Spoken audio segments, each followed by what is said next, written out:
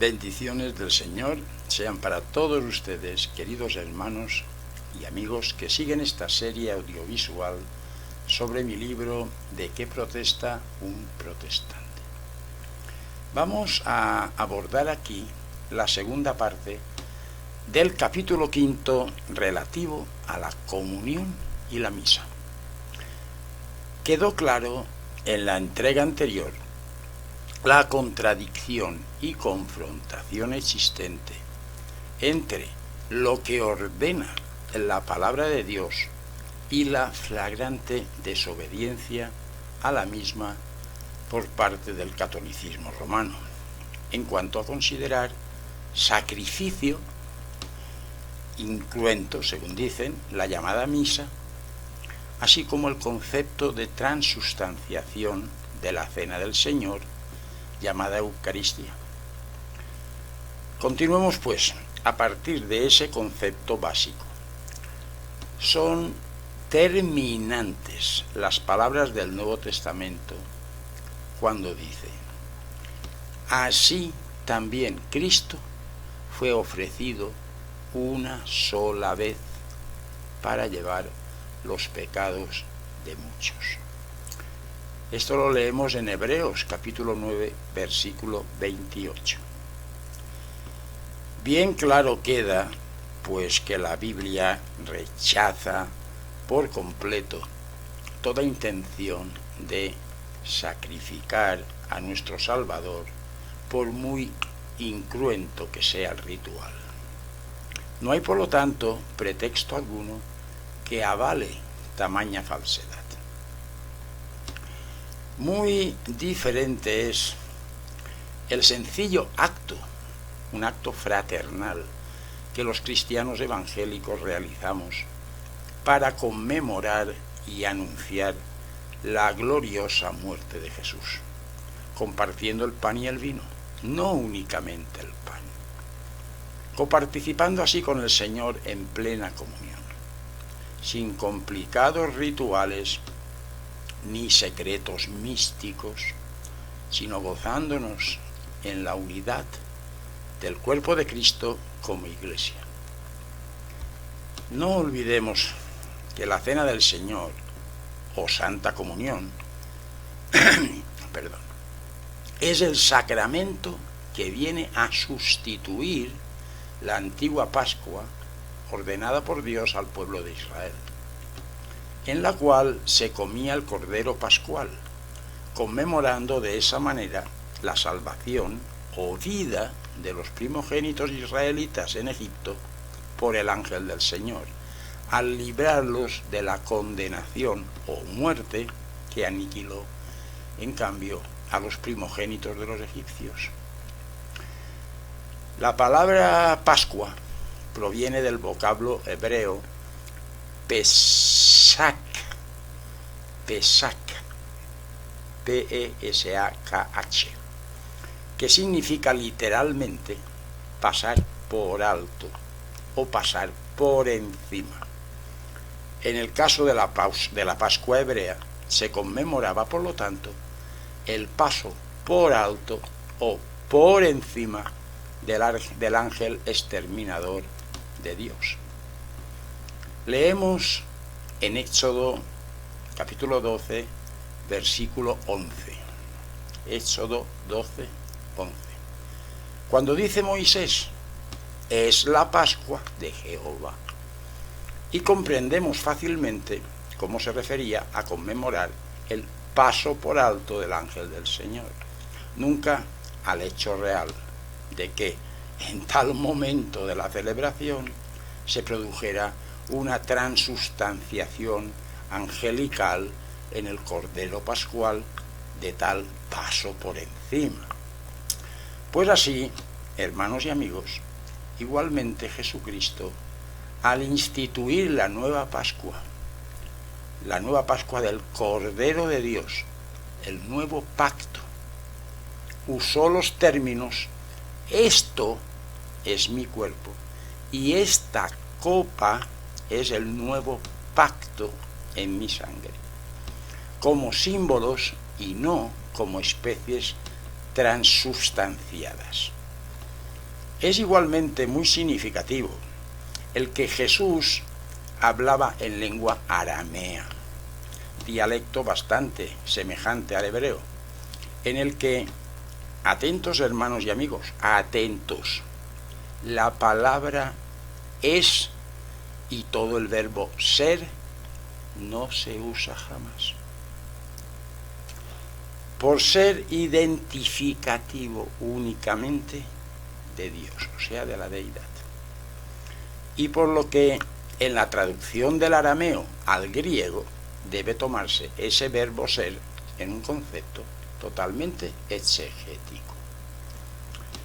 Cristo instituyó la Santa Cena conmemorativa y no el sacrificio multirrepetido de la misa, la víspera de su crucifixión, lo cual nos demuestra que todavía no se había cumplido su sacrificio, era el día antes, reforzando así la sencilla interpretación de un acto conmemorativo y no de un sacrificio renovado. En lo referente a misas aplicadas por parte de la Iglesia de Roma, son de destacar las relativas a los difuntos en sufragio por sus almas. Hay 3 puntos fundamentales de error en este tema. El primero es que las misas no pueden aplicarse a nada ni a nadie en particular, por tratarse exclusivamente del recordatorio del sacrificio de Cristo, como ya se ha aprobado, siendo absurdo, completamente absurdo, e inconcebible el sacrificar nuevamente al Señor para un asunto en particular, y mucho menos pagar además dinero por ello. El segundo punto es el siguiente: el difunto, al morir, se enfrentó automáticamente al tribunal de Dios, y una vez juzgado, solo tuvo 2 posibilidades de sentencia: la gloria o el infierno. Si el difunto quedó con el Señor para la eternidad, o sea, para gloria, ya no necesitaría, evidentemente, de ninguna ayuda por parte de los mortales.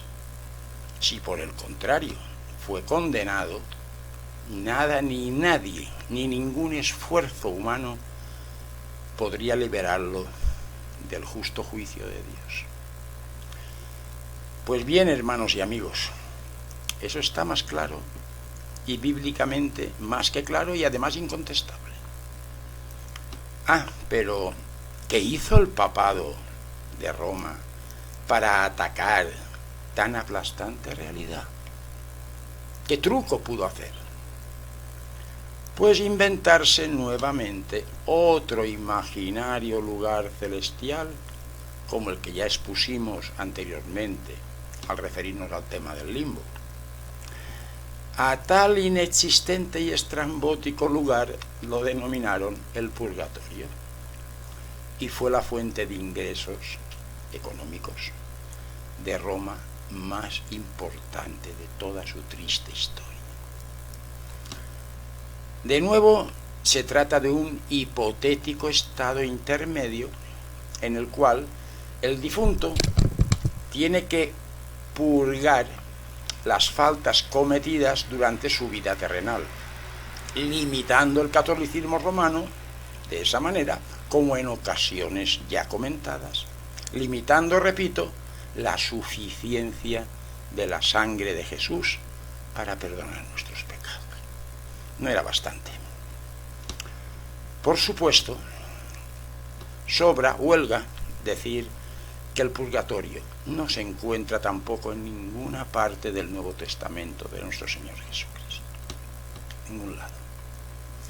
Por otra parte, y de ahí el motivo económico de ese invento papista, y alcanzando así la cúspide del abuso de poder autoinvestido del catolicismo romano, Atención, hermanos, amigos, atención.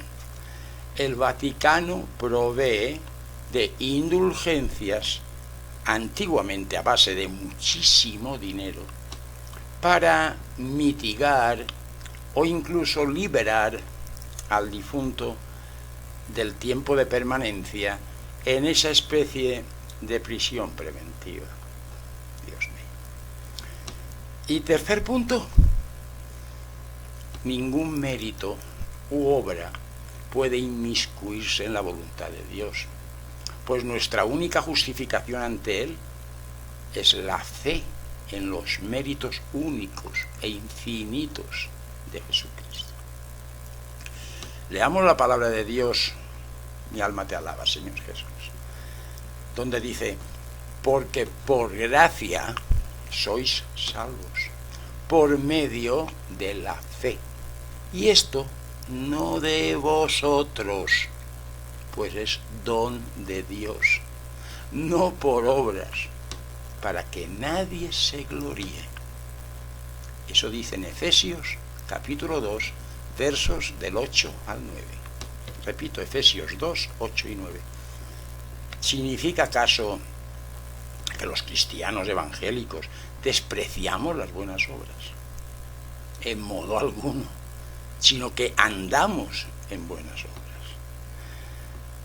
¿Por qué? Pues porque las tales van implícitas en nuestra condición cristiana, desde que nacimos de nuevo por la gracia de Dios.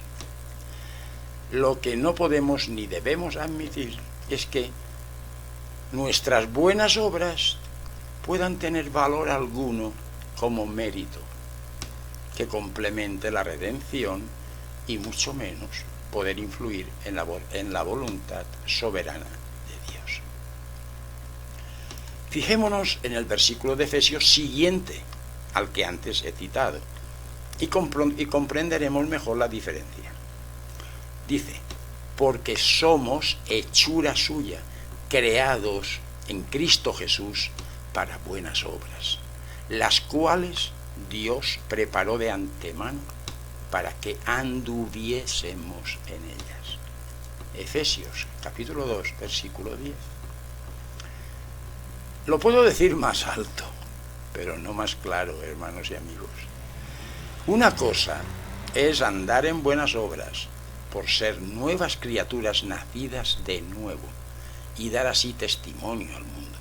Y otra cosa muy distinta es pretender prepotentemente que una valoración de nuestras buenas obras como meritorias ante Dios.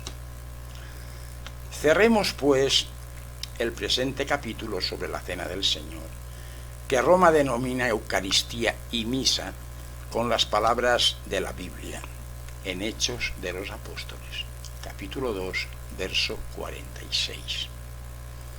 Dice, y perseverando unánimes cada día en el templo y partiendo el pan en las casas, comían juntos con alegría y sencillez de corazón.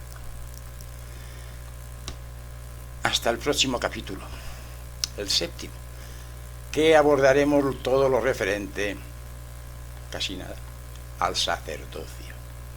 Reciban todos un abrazo de mi parte y la bendición de Dios en el nombre que es sobre todo nombre,